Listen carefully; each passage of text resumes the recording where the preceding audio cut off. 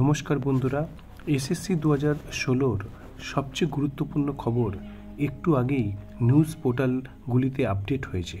তো সেটি আপনাদের সঙ্গে শেয়ার করব। ইমেল করে যোগ্যদের নাম শিক্ষা দপ্তরে পাঠিয়ে দিল এসএসসি। যোগ্য চাকরিহারাদের নতুন তালিকা স্কুল শিক্ষা দপ্তরকে ইমেল করে পাঠিয়ে দিল স্কুল সার্ভিস কমিশন। শিক্ষা দপ্তর সূত্রে জানা গিয়েছে, তালিকায় সংশ্লিষ্ট চাকরি প্রার্থীর নাম, স্কুলের নামসহ বিস্তারিত তথ্য রয়েছে।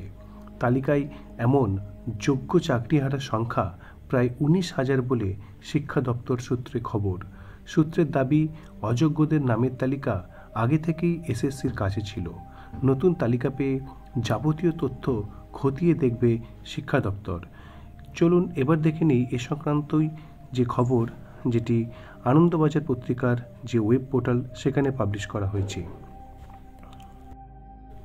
দেখুন, এখানে বলা হচ্ছে, যোগ্য চাকরিহারাদের নতুন তালিকা স্কুল শিক্ষা দপ্তরকে ইমেল করে পাঠালো স্কুল সার্ভিস কমিশন। শিক্ষা দপ্তর সূত্রে এমনটাই জানা গিয়েছে। তালিকায় সংশ্লিষ্ট চাকরি প্রার্থীর নাম, স্কুলের নামসহ বিস্তারিত তথ্য রয়েছে। তালিকায় এমন যোগ্য চাকরিহারার সংখ্যা প্রায় 19,000 বলে শিক্ষা দপ্তর সূত্রে খবর। কিন্তু নতুন তালিকা কেন?